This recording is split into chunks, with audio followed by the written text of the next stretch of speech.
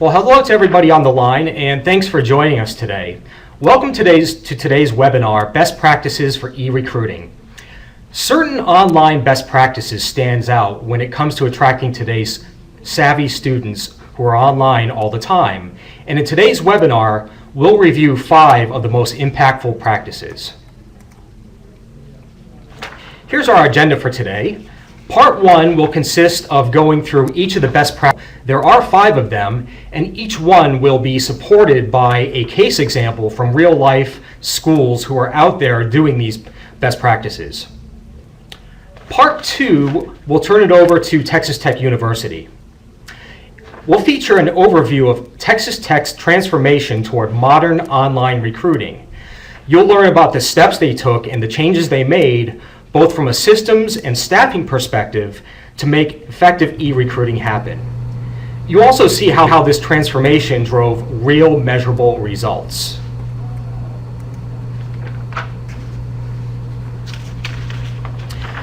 Today's presentation will be presented by me. I'm Mike Martin, Director of Marketing with College Week Live. I'm in charge of all efforts targeted toward colleges. And I've been doing online marketing and communications for about 15 years now. More importantly, though, is Tony Riley. She's the Associate Director of Recruitment with Texas Tech. She started her career in 2006 as an admissions counselor. And now at Texas Tech, she oversees marketing and lead generation. She oversees transfer and West Texas recruiting. And she also oversees campus visits and programming. She's currently finishing her MBA, and this summer she'll be moving to Chicago with her husband, Matt. Now, just a couple of housekeeping items before we begin. First of all, you can submit questions at any time within the console. We'll queue them up throughout the webinar, and then we'll have an interactive Q&A afterward. And let me answer the biggest question of all.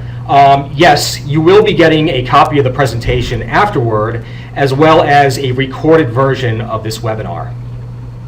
Now, let's dive right into it. So, before we go into the 5 best practices, why care about e-recruiting in the first place? Well, it's pretty simple. You basically have to go through the channel that your prospects are most comfortable with. And today's students look for schools and engage in a different way than they did in the not so distant past. And it's quickly rendering traditional recruiting obsolete. So in essence, you really need to go online and change your recruiting techniques to survive amid a lot of competition. So to emphasize this point, I really want to contrast the not so distant with what's currently happening with recruiting. So just taking a quick look. In the past, recruiting really relied on in-person engagement, high school visits, college fairs, and the like. But now, many students prefer to engage online, and also many students, because your recruiting reach is expanding, cannot travel to a physical location to speak to you. In the past, more schools had a more localized recruiting focus, and now there's a lot more competition. So, coupled with a declining pool of applicants, you need greater reach than what was provided through live events. Many schools are being asked to do a lot more with less. Budget cuts for travel and other admissions-related expenses are being slashed. So, online at this point really makes sense. Ensuring student diversity is much more important than it was in the past as well. So how do you reach all those students in a very personalized and segmented way when you're really relying on traditional recruiting techniques? And then finally, and probably most importantly, students are applying to a lot more schools than they did in the past. So in the not too distant past, when I was applying to schools, I might have applied to about 3 or 4 schools, and that was it. Now students are doing over 10 applications, and that makes the competition game a lot more hard fought, particularly when it comes to yield. So keeping these reasons in mind, let's kind of take a look at some of the 5 top best practices for online engagement. Now, this one is probably the biggest one because you're focusing on the entire recruiting funnel here. This slide basically shows the different steps or the different stages involved in recruiting. You might call them something a bit different, but just recognize that there are stages to recruiting. And you have to take a look at this, not so much in terms of online communications. Take a look at this as a communication strategy. This is really important. Schools that engage online meaningfully throughout the recruitment process oftentimes win. But you also have to recognize that the style and the purpose of communications differs from one stage to the next. And it's really important. So let's kind of take a look at this in detail. We're going to take a look at each slice of this funnel. Slice number 1, the discovery slice, okay? So really the emphasis here should be on broad outreach. Now, during the discovery phase or the broad outreach phase, you may have traditionally reached out to seniors, for example, but you have to reach way back. Start speaking to sophomores, for example. They may be at the very beginning stages of considering college, but they're not quite sure of even what they're looking for. And it's a great time to really influence people very early on, a great number of people, make them very aware of your school, and kind of guide them toward their decision very early on. So some techniques that really match this stage here. You might want to run a far-reaching, broad-based program hosted by one of your faculty members on popular degree programs at your institution. Another example, you could have presentations from education experts or even your own staff that take care of very basic topics like how to choose a school, for example. These are great broad-reaching programs that you can use to target sophomores and juniors very early on in their search.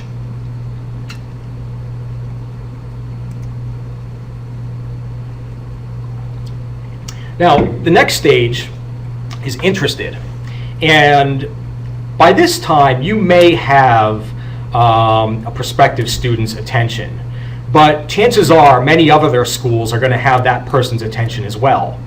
So at this stage, really, you have to highlight your school's unique offerings or what makes you stand out from the crowd. So they're getting a lot of messages right now from different schools. And what you need to do at this stage is offer online programming or online communications that really plays out your particular strengths versus other schools. So I have a couple of examples here. You may have a very obvious strength. I'm using DigiPen Institute of Technology as one example. They offer a program for people who want to make video games, become video game programmers, and that's extremely unique. That's a very obvious example of really touting your uniqueness. Another not so obvious example is Centennial College. They are a junior college or a community college up in Toronto, Canada. And at first glance, you might see them as just another community college. But what they do a great job of, particularly early on in the recruitment funnel, is touting their strength as a school that's great for international students. They have some real great programs and real great recruiting as it relates to recruiting and attracting international students from around the world. So that's just another example of how you want to play up your strengths at this particular stage. Okay, the next stage, engaged. At this stage, you've begun a dialogue with prospective students. And the key here is to not lose that dialogue. Stay engaged at this stage. You want to keep their attention.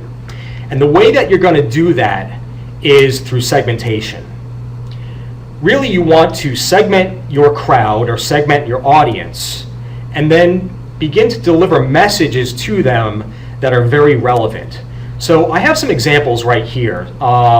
If you're in the international recruiting game, for example, you might want to do online programming at the engage stage that really caters to certain segments. Here you see an example, Asian Students Day. And these programs might even be offered in their native language.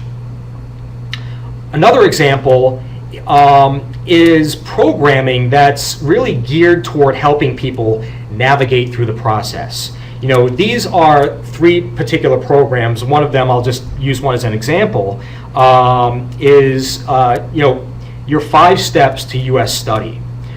So once again, segment your audience, segment your database, and then develop messaging and programming that's very unique to them. So the next stage, the applied stage, this is when students have a very active interest in your school, they've applied, and are now awaiting a decision. So communication is important here as well. The communications technique should not only inform the students as to what comes next and takes out the fear and anxiety of applying, but it should also, you know, really help inform as to, you know, what to expect. So, for example, one good technique at this stage is programming that's geared toward parents. You may have a student that's applied to a school, but the parent isn't fully on board in terms of, you know, right fit, in terms of, hey, can I afford this?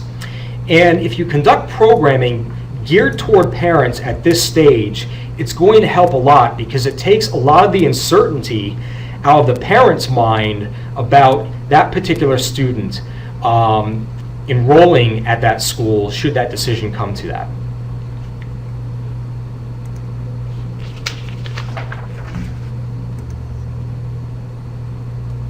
Okay, second to last stage, the admitted stage, and this one is perhaps the most critical stage. As I mentioned before, prospective students are applying to more schools than ever before.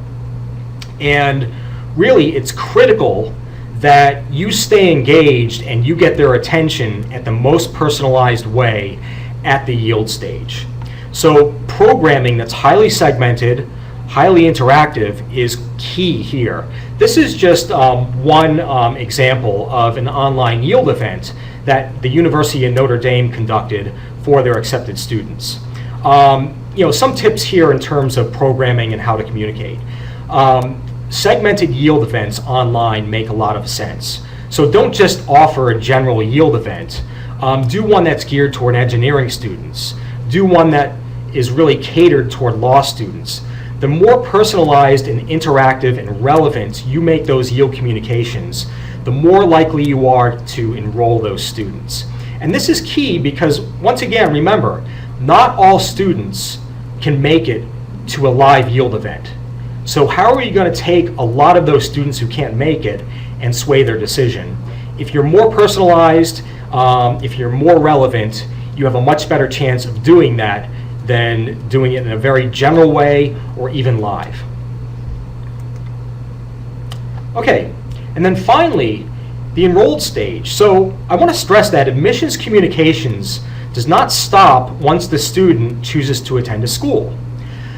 Really, the communications here should prepare this, the accepted student for the transition.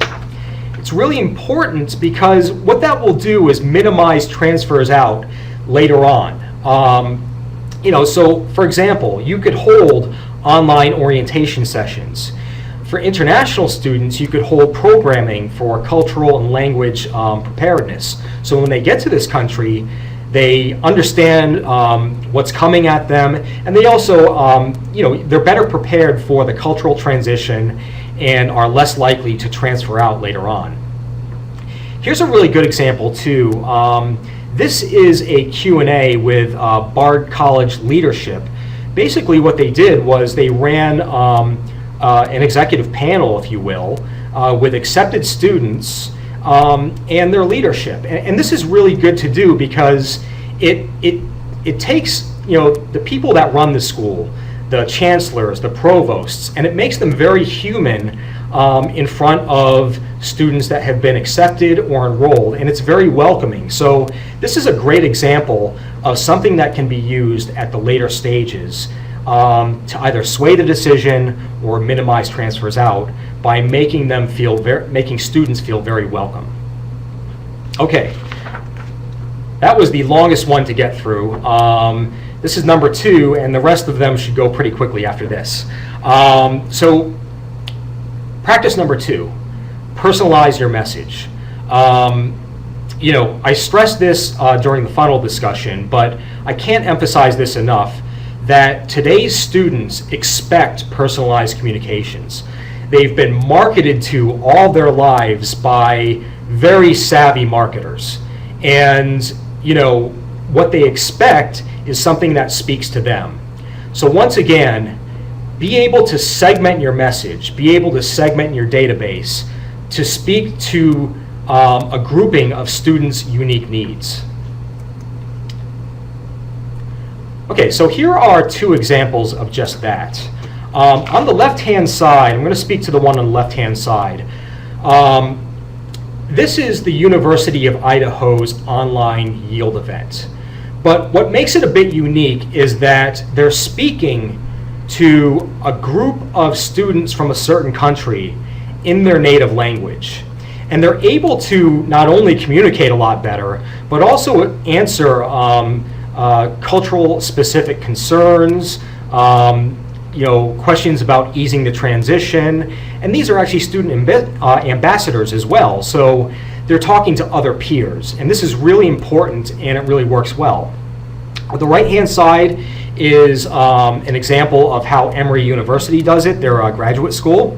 And once again, what's unique about Emory, too, is that they communicate throughout the enrollment funnel.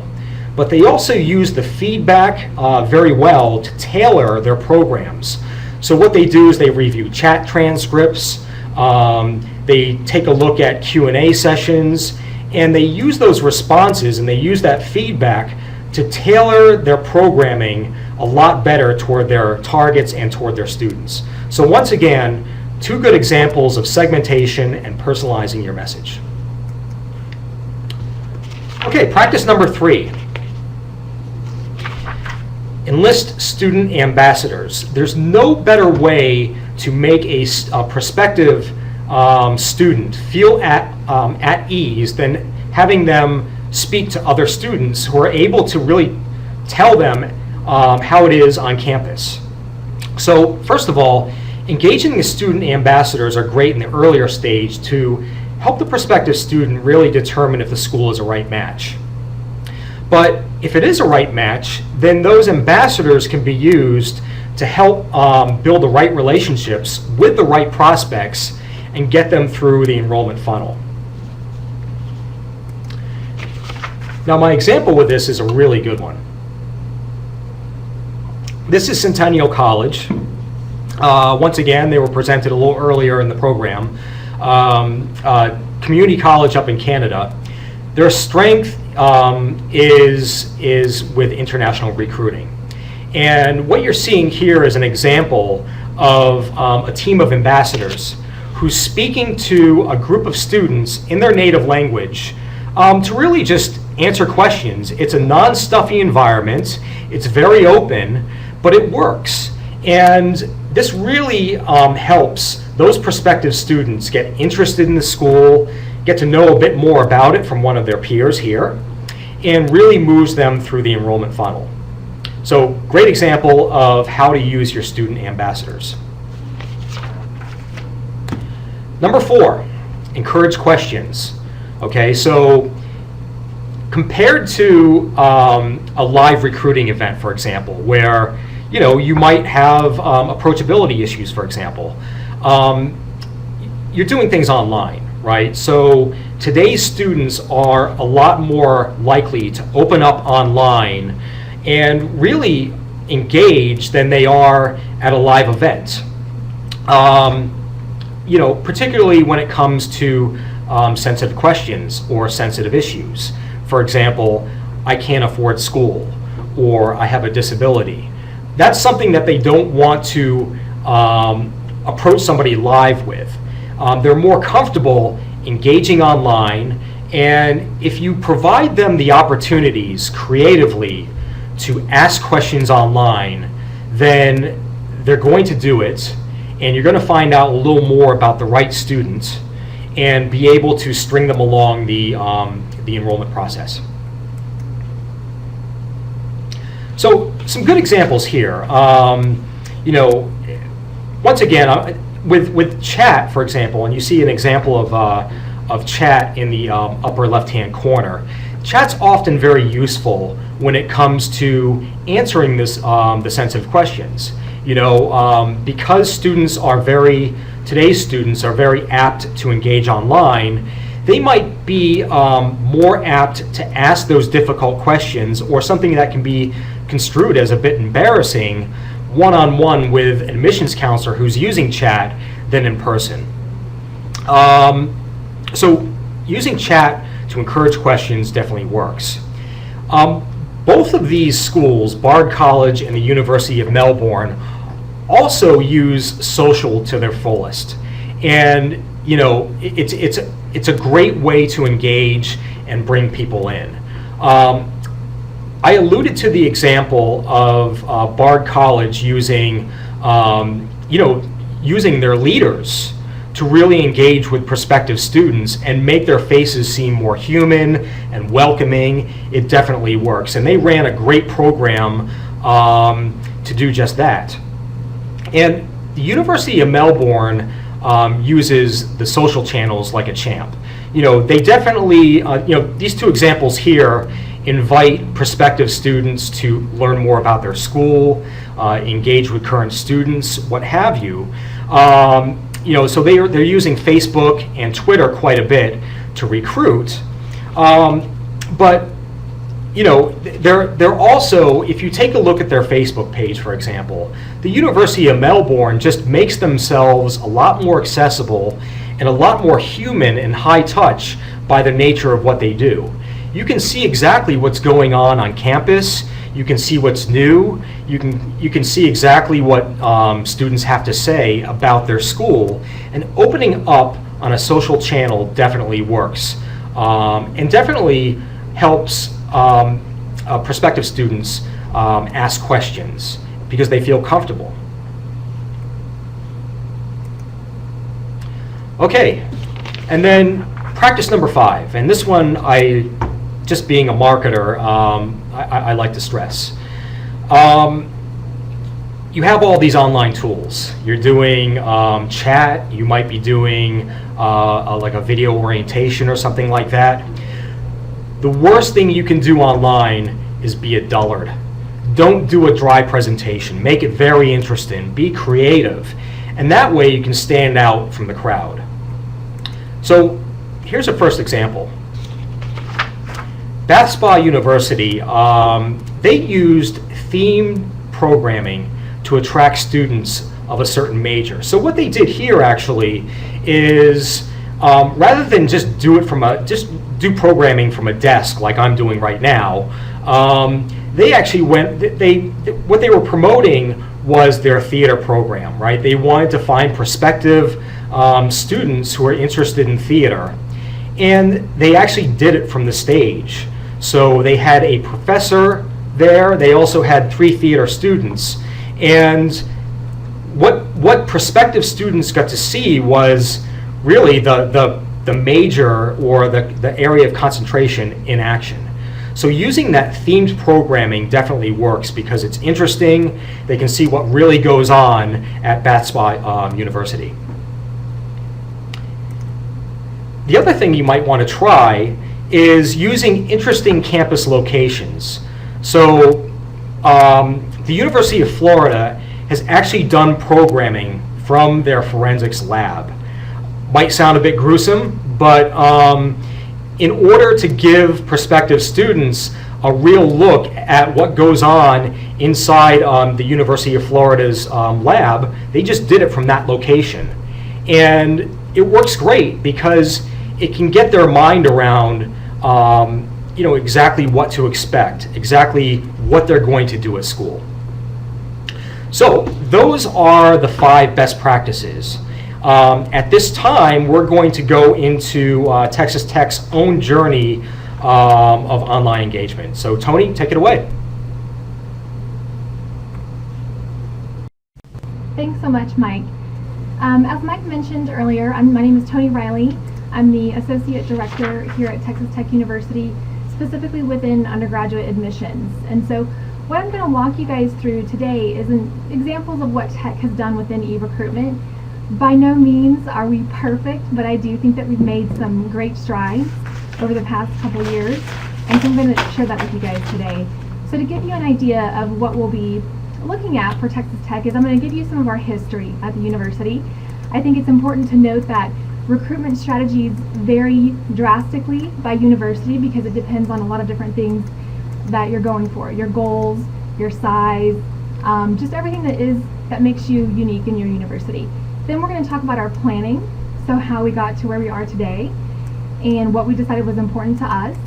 And then lastly, we'll talk about marketing, how we did outreach, our branding, since marketing is so closely tied into pretty much everything you do in the recruitment world. And then at the very end, I'll wrap it up to show you the results that we've experienced. And so that's kind of what we'll be walking through today. For those of you that are not familiar with Texas Tech University, we are a large public university in Texas. Hope you got that from the name.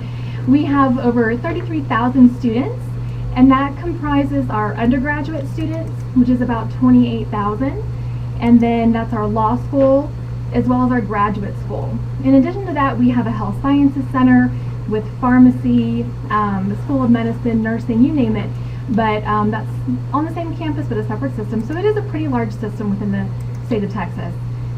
One of the things that identifies us that kind of sets us apart is our feel and our culture on campus. And so we are a traditional college experience, and I think a lot of that comes from the fact of our geographical location.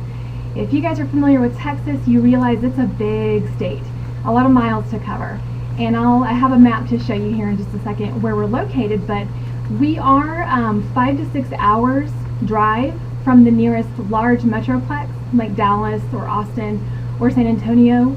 And so that creates a very unique culture on our campus where we're not a commuter campus and we're not a suitcase campus. So students stick around on the weekends and they're here weeknights, and so there's a lot of engagement. So that's where we get that true college experience. Some history in the recruitment arena for us. I started with the office back in 2006, in the fall of 06. Prior to that, Tech hadn't really put an emphasis on recruitment because they weren't looking necessarily to grow. But we had a new chancellor come in that same fall in December, and one of his new goals for the university was to grow to 40,000 students by the year 2020. So as you can imagine, some things started changing in the recruitment world as we were given this new goal. And so those are kind of the things that have honestly shaped where the university has gone since 2006, and specifically what recruitment has done to contribute towards that movement. Here's that map I promised so you guys can see. We are located up in the Panhandle, what we call the Panhandle. So that's where Lubbock is, and it shows the double T. So it kind of really gives you an idea of the span that we're working with when we work to recruit students. Most of our students that attend the university come from further than 300 miles away from us. And so it's almost as if we're recruiting out of state all the time. Whenever you look at the distance for someone to come to Texas Tech from Houston, it's actually longer. Takes them the distance is farther than our Denver students that are coming from a true out-of-state market. And so that just gives you an idea that we have a lot of recruitment ground to cover, both in our backyard, which would be the state of Texas, but also outside of that for out-of-state recruitment as well. And so this definitely changes your recruitment strategies and the types of students that you're trying to recruit. And I would say that our geographical location dictates a little bit of that, or quite a bit rather. So moving into the planning stage, and you might be wondering, well, why are we talking about this? We're supposed to be talking about e-recruitment, but we find it very important to sit down and identify what your goals are, from there develop your strategies, and then implement, instead of just deciding I'm going to get into e-recruitment today or get into recruitment in general and then figure it out along the way. So what we did is we sat down and looked at our enrollment goals and said, okay, not only do we want to increase the quantity of students, but we also want to increase our incoming test score, our average test score, so SAT and ACT scores of the incoming class. Majors, we weren't looking to increase enrollment in any specific major, and so that wasn't something that was dictating our recruitment strategies, but it might very well be your situation. Location, we wanted more out-of-state students as well, and so these were some of the goals that we set for ourselves, so then we could sit down and we could actually start developing our strategies. How do we talk to a student from California versus a student from Texas? What are the different things that they need to know about? How do we engage with them online differently than we would engage with someone from Texas or even different parts of Texas? And one thing that we decided as one of our key strategies is that we needed personalized recruitment, because we realized that we're a large university, not as big as some others in the state, but we did not want students to say that they feel like a number. We wanted to retain our identity, which is you feel like you're a part of the Red Raider family. And Red Raiders, that's kind of what we call our student body, and Raider Red is our mascot. So we wanted to be very personalized in our recruitment. So those are a couple of the key things that we sat down and looked at and said, okay, we're looking to move more out of state. We had no admissions counselors located outside of Texas Tech. And so how do we do that? Well, obviously we're going to be engaging through e-recruitment strategies. Boots on the ground definitely are helpful. It helps to have a physical person to chat with, to say, hey, I'm going to do this program at your high school this afternoon, or I'm going to be on your college campus later this afternoon. That's fantastic, but the reality is that resources are limited, and so we knew that e-recruitment was definitely going to be an answer for us in reaching a lot of our goals. The other thing, a key strategy for us, was staff. Since we knew that e-recruitment was going to be important, we needed to get the right staff in place.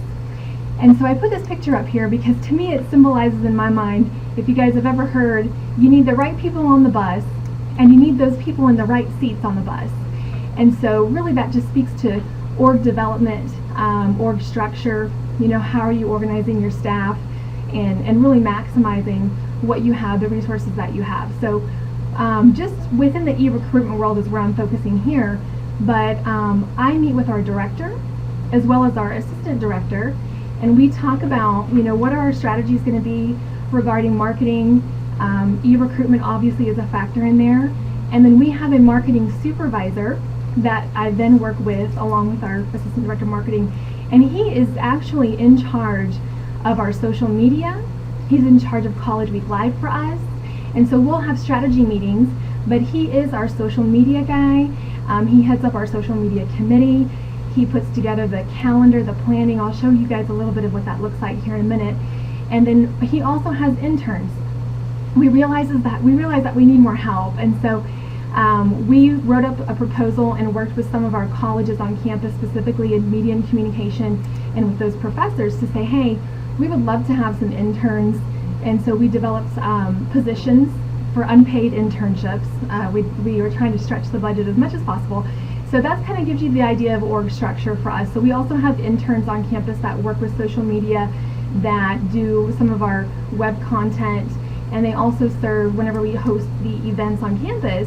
They're out there taking photos, they're out there posting on social media for us, and they're getting the crowd engaged both on and off campus during those events. And so that was definitely critical to us for staff. Also, my position has kind of evolved. So you can buy all these wonderful products.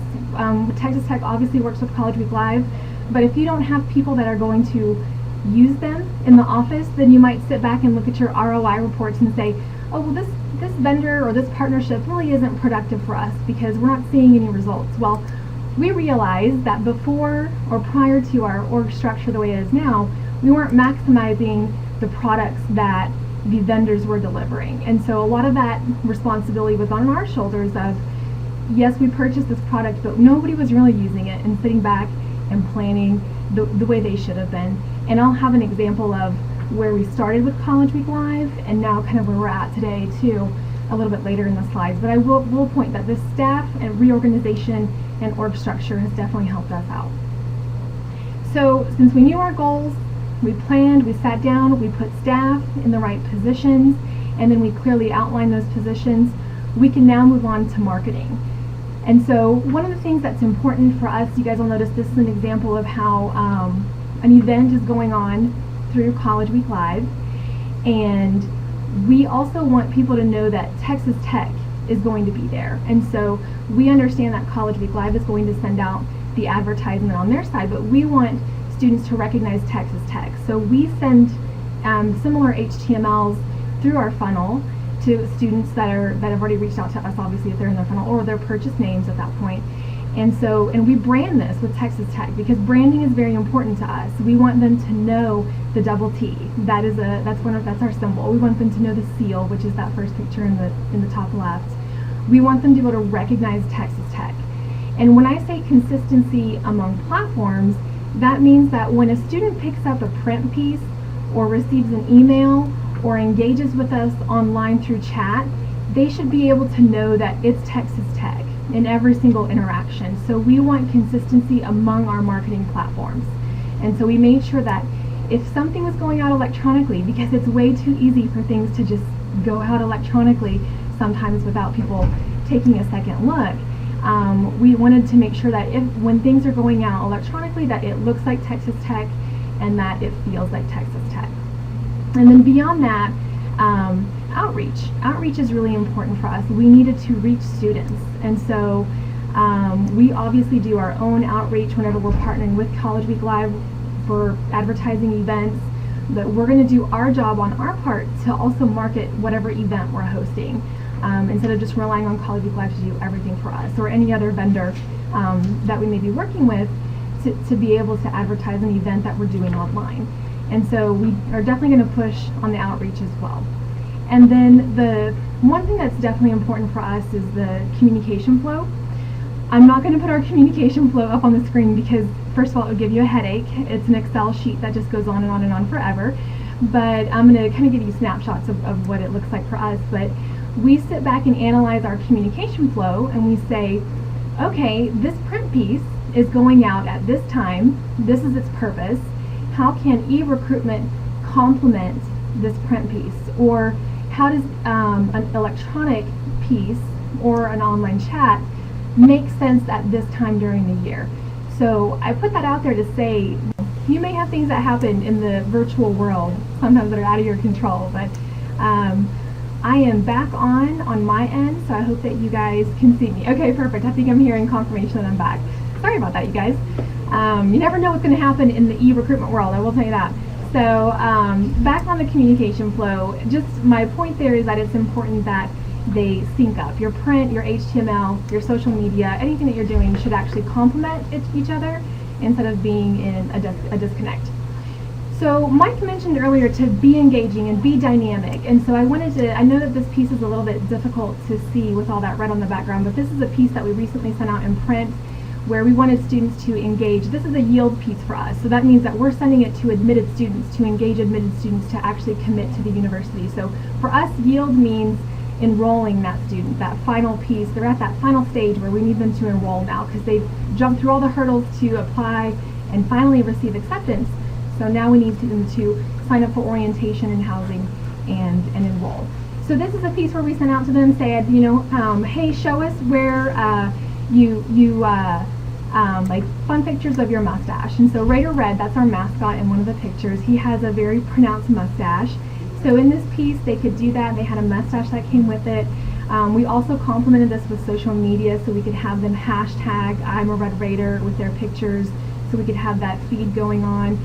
So that much for me was just one example of a print piece, but some other things that we've done with online chatting is we've hosted a live chat from our nursing center and our nursing lab where they have the actual very expensive dummies. I don't know the proper term, nursing's going to kill me for that, but and we actually have nursing students in there and they're talking about their clinicals and what they're doing, and so very engaging. We've live broadcasted from the College of Business where we did an interview with the dean and we also did interviews with current students. We've done this for engineering. One of my favorites is we did the football field, and so we interviewed the athletic director, We also took some questions on the field, different things like that. So I think that that's what Mike's trying to get at too. In our progression, where we used to just sit in a conference room. Now don't judge me here, I'm in my office, so don't be too harsh, but I didn't do anything crazy or dynamic for today. But we used to just sit in a conference room and present that way, and that's not as engaging as it should be. So we definitely moved on from there. And I did want to show you guys a snapshot of the calendar. So we have very extensive planning, and this is just a snapshot of a while back. We sit down and say, okay, what's going on in the College Week Live world? What time do we need to do X, Y, Z? When do we need to start scouting for chatters and events? And so a lot of that's going on.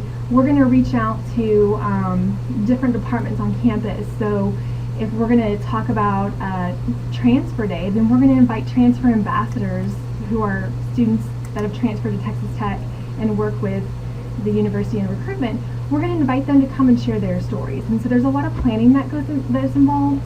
And then on top of that, we overlay, if it's the College Week Live calendar, or if it could be our social media calendar, anything like that, we're overlaying it over our bigger calendar, which is, I would say, a reduced, this right here, what you're seeing is a condensed version of our ComFlow.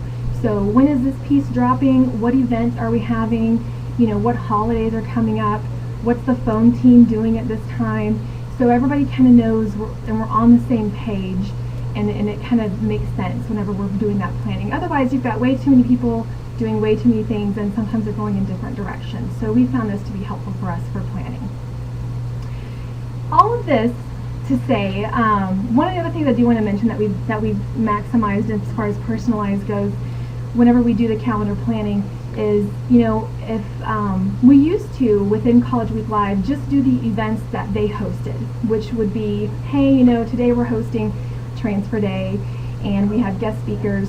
Would you like to have your chat booth open? Well, of course we would. But now we've taken it to the next level and saying, okay, well, we can host our own chats within College Week Live. And that's the chat platform that we use, is College Week Live. And so we will look at our calendar for the whole year and say, okay, you know, honors applications are going to start opening up in September. So we need to do an honors chat specifically geared towards those students in early August. And we need to talk about why it's fantastic to be in the honors college and what do you need to do to prepare to apply to that college and things along those lines. When housing opens in November, you know, you have to be admitted to reserve your housing on campus. And so in October, we're going to plan a chat that's just a Texas Tech chat and reach out to students and say, hey, have you thought about where you're going to be living next year? And we'll reach out to housing on campus and have them broadcast with us and give some tips on how to choose a residence hall, things like that. And so we've kind of moved from just doing what was delivered to doing now what makes sense and integrates into our communication flow and what's happening throughout the year that affects our students as well. So some of the comments that I've heard when I've presented at other conferences is, well, that must be nice to have so much staff and all these resources to be able to do this.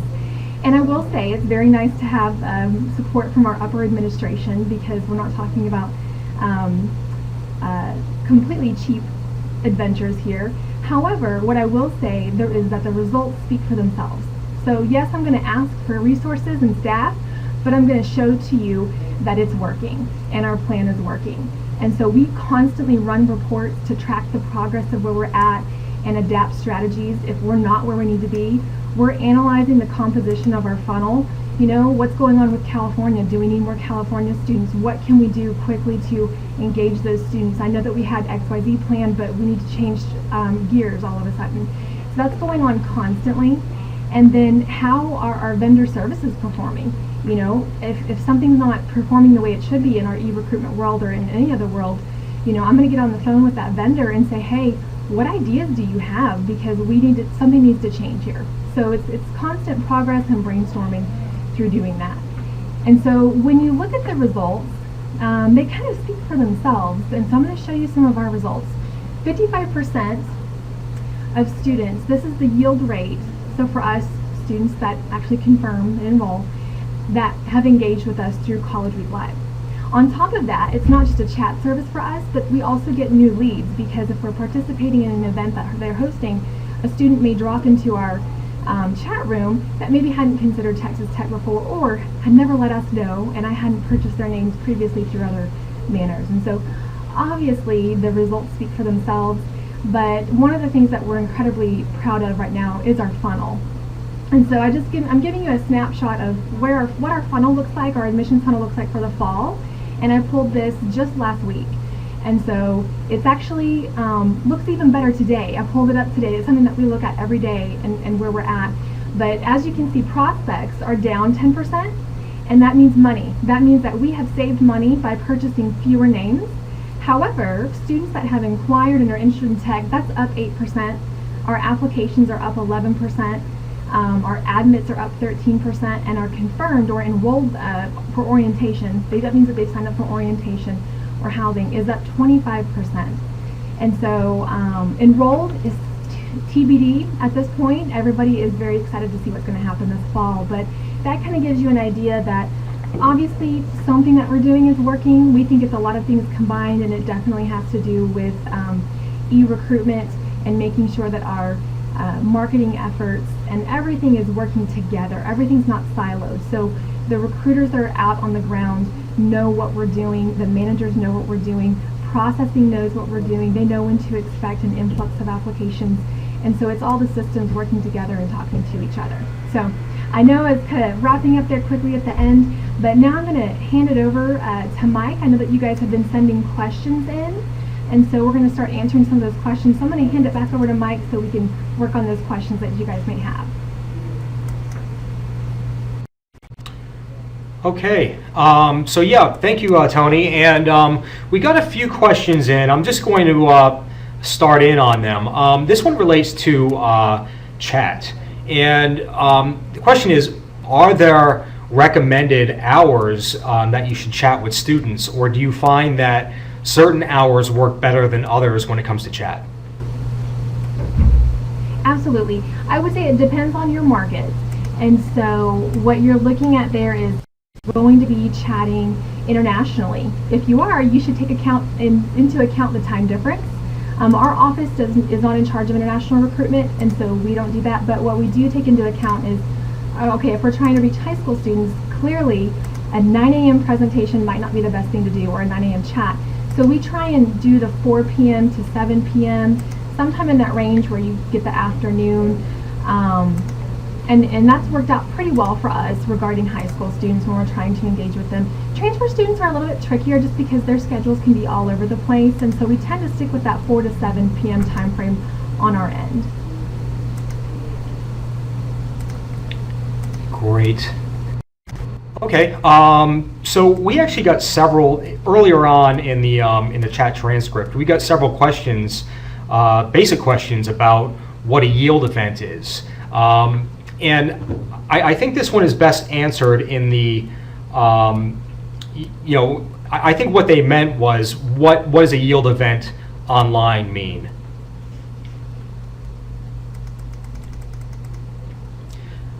So, just to kind of clarify, I think Tony had mentioned that a yield event is something for accepted students, where it can either be live on your campus or it could be online for those accepted students to ultimately sway their decision. So as I mentioned earlier on in the program, students are now applying to 10 or more schools on average. And more than likely, they have been accepted by more than one school. So the yield event is all about swaying that decision and getting that student to ultimately enroll in your school. So you can either do that live, or a lot of schools do it online for the many students who can't actually make it to campus for that event.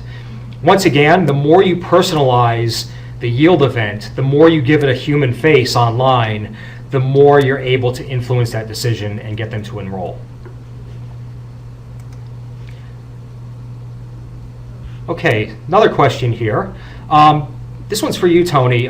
Based on Texas Tech's experience, what is the best way to notify students of the online events that are scheduled? Email often gets ignored. Okay, that's a great question. I will say we have noticed actually a higher open rate with emails once smartphones entered into the mix. If you think about it, people check their emails a lot more now that they have a smartphone. And so I will say that we do still use emails quite a bit. And so an HTML is always going to go out with branding to advertise the chat. We're also going to put it up on our website, on our homepage. We have a slider that goes across, so we'll announce if we're doing a chat, it'll be listed up there so people can see that. And then we're going to put it out on social media as well to say, hey, make sure you join us for the chat that's coming up this week. And so we do 2 weeks out, 1 week out, and then a couple of days out too, just as a reminder. And that's actually worked really well for us. Thank you. Another one you might be able to answer a little better than I could. Good question though. Do you think the same techniques or the same plan would work for graduate student recruitment? And if so, do you have any recommendations on how to modify a program for them? Absolutely. Where I would see it working, because you guys, for us, we're working with recruiting students to a variety of programs at Texas Tech, and so it's something where we have a lot of options. But I see it working really well for grad school and pharmacy in particular, because oftentimes for a type of student that you're trying to recruit, it could be very costly for them to come and do a site visit and meet with you. So I could see reaching out online is a way to mitigate some of that hesitancy that they might have. Is this the right school for me? So, maybe you're going to do a chat with the dean or chat with admission staff or chat with current students. What do you like about the program? Something along those lines where they can log in, especially if it's something that might be recorded and they can log in later and check out, then you're kind of reaching them at their own location, and also you're not requiring a site visit. And that might be what seals the deal to bring them onto campus to do a site visit later. I would think a lot of financial aid questions might come up on graduate school, a lot of very specific, can I do research with XYZ faculty? What are my opportunities? So I could see that you could showcase quite a bit of that on the same level, and you would just hone in and be very personalized to your area. So I definitely see it working on the graduate and pharmaceutical level as well. Time for about 1 or 2 more questions. This one is related to Texas Tech, Tony. When you market the chats, do you use print marketing materials, or do you just do it electronically? And second part of the question is, what were the most successful ways that you have found in marketing the webinars and the chats? This may be kind of similar to my answer earlier, but we don't use print. I will say that we don't use print to market the online chats, and so that's something that we don't do. I could see us maybe using print if we were going to do an online college fair. I know that there are some universities that will host an online open house, and so it's more like their university day or their preview day, and so maybe print would come into play. Although something in my mind, in a marketing sense, is telling me that's a bit ironic to use print to advertise a virtual event, and so I would be careful how you do that. But we have honestly found, like I said, the email to be incredibly helpful, and then we don't email them just once, and we don't send out the reminders just once, and so we're emailing, we're sending out reminders, and then we have received some good feedback from placing it on our website as well, because it helps them see it when they're logging in. They're already interested in this, I'm going to assume, since you're on our website, so we capture them there too. But I would say email has actually been most effective for us to advertise the chats. Great. And Mike, was there part that I didn't answer? You're good. Did I answer? I think you did, yeah. Okay. So time for one more question, and whatever questions we don't get to, we can follow up with you offline. Once again, I've seen a lot of questions come through. Yes, you will be getting the recorded webinar, and yes, you will be getting a copy of the presentation as well, likely tomorrow. So last question, Tony, what typically takes place during an online yield event, or Can you explain a little more? Sure, I can definitely do that. So I'll give you an example. On a STEM day, which is science, technology, engineering, and math, we wanted to obviously show some of our STEM resources. So we went over to our Health Sciences Center, we partnered with our Nursing STEM Lab, and we did a portion of the presentation where the Dean of the Honors College was speaking, because we have a lot of reciprocal programs between Honors College and then our Health Sciences Center. And so we had the Dean of the Honors get up and show how she works with some of the lab equipment and do a simulation, and then we kind of wrapped it up after there. And so we were specifically targeting students that were interested in health careers or science, technology, engineering, and math. And so that's one of the ways that we did that. We also host chats for students to say, hey, do you have any other questions about becoming a Red Raider? Obviously it's phrased a little bit more interestingly than that, but next steps on becoming a Red Raider. And so they can log in and chat with current students on what tips or advice do you have. It could be as simple as, what do I need to bring to orientation, or what do I need to bring to be set up for the residence hall, what to expect, those types of things. And so it varies, but I would say that we try to do a nice mix between the chatting and then also showing them something if video is involved, and showing them the lab space or whatever it may be that we want to show them on campus. Great. Well, thank you so much. We're about out of time, so we need to conclude the webinar. Once again, we will be following up in a few hours, actually, with the webcast materials and the recording. If you have any questions or want to ask a follow-up question of College Week Live or of Tony, you can send an email to colleges@collegeweeklive.com. Go ahead and send us an email and we will get right back to it. So once again, thank you for joining us today, and you may now disconnect. Thank you.